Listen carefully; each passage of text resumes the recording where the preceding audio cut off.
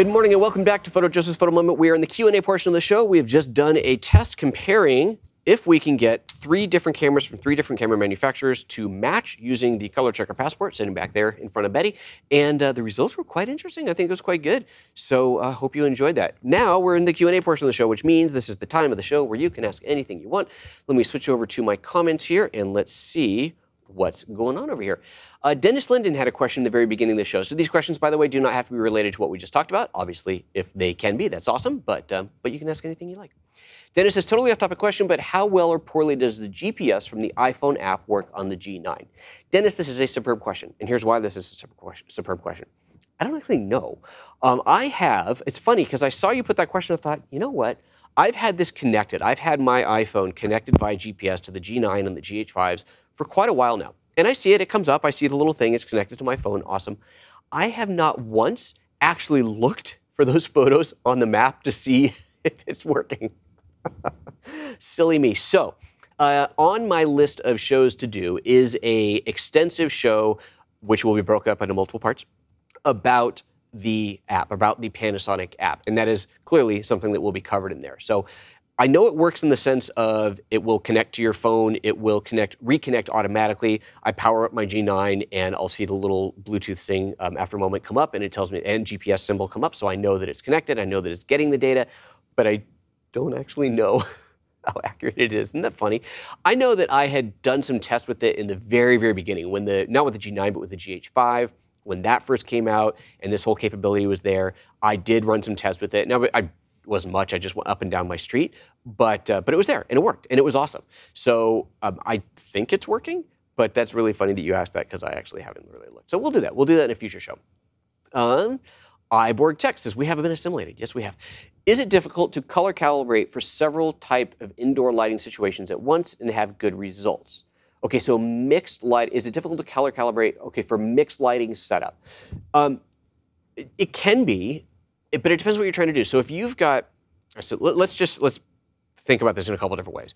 Let's say that you're shooting a portrait and you've got some nice window light coming from over here and you've got a LED light here and then there's some other lights in the room that you decide you want to have on. So you've got daylight, you've got tungsten or maybe even mixed from the interior lighting of the building, and you've got whatever extra light you're adding in. The first question is, do you actually need to make all those light sources look the same? If you do, then that's going to get hard. Right? If I need to make daylight look like the same light that's coming from overhead, that's going to be a challenge because I'm either going to have to gel the window or gel the overhead light.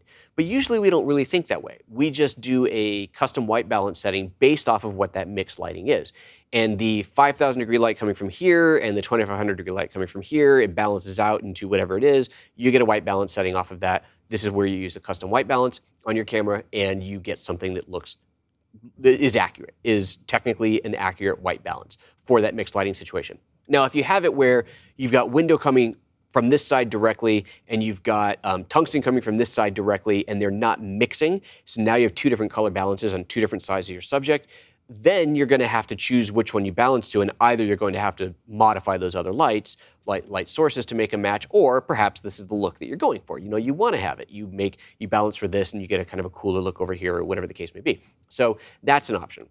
You can take an LED light that has a color tunable LED light. So like I have lights from Felix that have a color dial knob on them and you can change the color temperature. A lot of LEDs have that now, and they will allow you to change the color temperature so that you can balance and match with at least one of your light sources, so that can certainly be handy. But generally, whatever the mix is, as long as you get an accurate white balance, that's all you really have to worry about, unless your concern is you have light coming from different directions and that's going to create different color casts. There it's going to get a little bit harder. But otherwise, custom white balance is easy to do. All you have to do is take something that is known neutral. So it can be like my gray card there, the back of it has white on it. I tend to use gray instead of white for doing white balance. I did a whole video on that. We'll link to that up here. That was an extensive look at why I think you should use gray. Some people debate me on that. There's some discussions in the comments. Some people saying that I'm wrong. Some people saying I'm right. At the end of the day, as long as you got a white balance you're happy with, that's all that matters. But check it out. You can watch that video and learn a little bit more about doing custom white balance that way. So hopefully that was kind of an answer to your question. All right, let's see what else is on here. Dennis being super helpful, helping me out with finding the missing piece in Lightroom. Burns Tech says, Betty Mannequin sought out a modeling gig. California was too costly to live, and Oregon was still on her list of places to go. Oh, you're making fun of Betty. I gave that young aspiring model a chance. I did. I rescued her from a she has no hands, the poor girl, but and she's kind of crying, but it's okay. She's here. She has no hair either. I'm going to give her a wig. Conversation could go badly. Burns says, I'm digging the handheld angle with Ryan Green as your cameraman gives a different perspective. Cool. It's not handheld, but it's a mobile camera. It's nice, right? Having another camera that's movable like that is definitely cool as it rolls off into the outdoors. Let's see here. What else we got going on in the comments? Any other questions? Astro Digital, I had the exact same problem the other week when I was using the ColorChecker. I was looking for the calibrator profile towards the bottom of the right-hand panel. Frustrating. Okay, so what he's talking about is what I just ran through, which if you watch the edited version, didn't have to see because I was able to edit all that out, but it took me a while to find the calibration setting. But I told you where to find it, so we're good. If you have no idea what I'm talking about, watch the first part of the show. And let's see here. Christopher Pepe says, can you try in a mixed lighting setup? Wait, was that you that asked that earlier? No, that was Iborg that asked that. Okay, so Chris, and that's right. I saw that and I said, please clarify. Let's see if you did. Oops, as it scrolls off screen. Can you make the cameras look alike in a mixed lighting setup using this method? Okay, yes. So based off of what I was talking about before, if your mixed lighting means that you've got a bunch of different light sources hitting, different types of light hitting, and you have a area that this is my surface that I'm going to photograph, then yeah, absolutely. It doesn't matter whether it's daylight, tungsten, flash, a mix of them, whatever. Yes, absolutely, you can balance the exact same way as this. Where, and across the multiple cameras as well.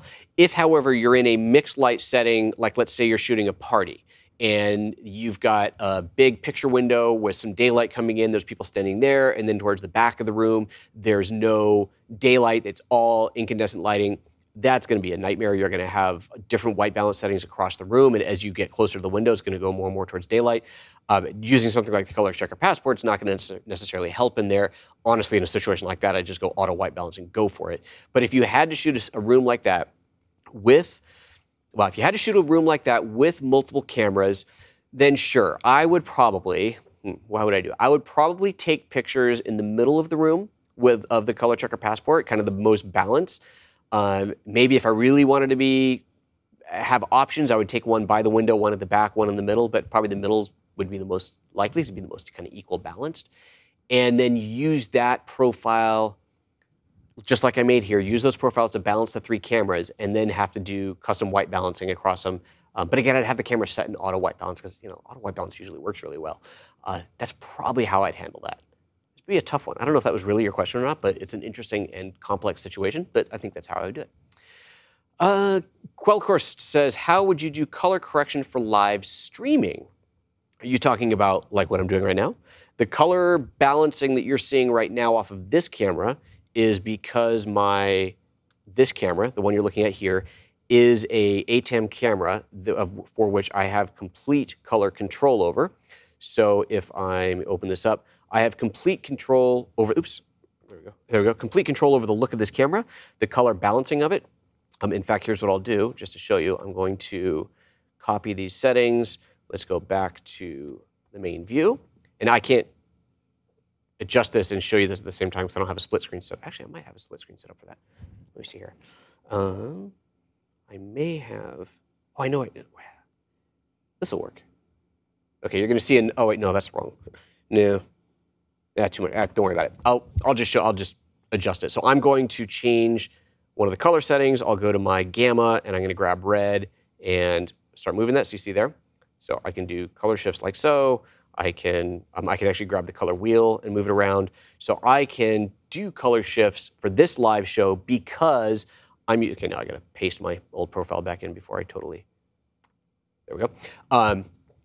Before I totally forget and mess everything up, because of the setup that I'm using. I'm using a Blackmagic switcher, which has hardware control over the camera. It's a Blackmagic camera over here. And through this interface that you just saw, I have complete color balance control on any of the Blackmagic cameras. The same thing for the studio camera back here. That is also a Blackmagic camera. My close-up cameras, which are both Lumix GH4s, I can't do color balancing through this, so I have just gone into them and balanced it as much as I can to make it match everything. But it's not perfect, right? Like if I go to this close-up camera, this definitely has a different look to it than this does, but it's minor. I mean, I've worked hard to make them look as close as possible as I can.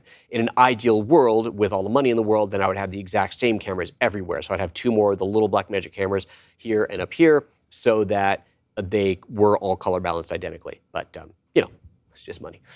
Okay, let's see here. So let's go back to the comments here. Christopher Pepe says, excellent answer. You're quite welcome. By the way, I prefer auto white balance C on Panasonic. So that is the new auto white balance option on Lumix cameras. It's on, I think it started with the GH5. It's on the GH5S and G9. And that is, you have your auto white balance, and then you have auto white balance C, which is a slightly cooler auto white balance. That is actually on my list of shows to do, is to compare the two in a variety of situations and show which one might be better for others. It's, as with anything with white balance, it largely comes down to personal preference. Christopher likes the cooler one better, and that is awesome.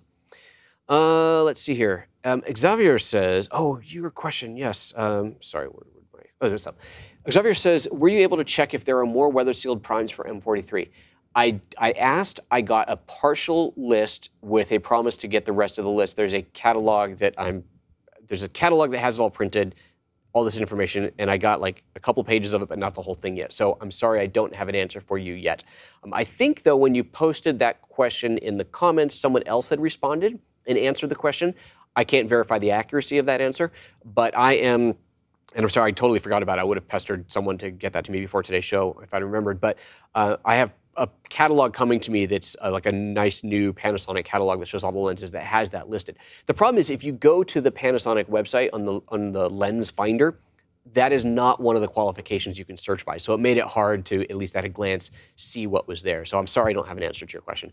The question was, and if anybody's wondering what the heck we're talking about, Xavier was asking if there were other weather-sealed prime, was it specifically Lumix Leica lenses? I don't think so. Just other weather-sealed prime lenses for the from Panasonic. So we'll get that answer to you eventually. Let's see here. Any other questions? Remember, if you got a question for me, make sure you put @PhotoJoseph in front of it, and I will do my best to answer that. Maybe I kind of feel like I missed something earlier. I guess not. I think I got them all. Okay, cool. Well, that, my friends, is the end of our show. That's where we're going to wrap this thing up. Thanks so much for tuning in today. I hope that you enjoyed and learned something from the other show, from the live show of doing the color balance across the 3 cameras with the X-Rite Color Passport. And as you know, there will be a part 2 of that. So if you want to watch that, go back to see the first one, and then that will link to the part 2 of that show. And we'll take it from there. All right, folks, thanks a bunch. It's good seeing you today. I'll see you again on Wednesday, and bye-bye.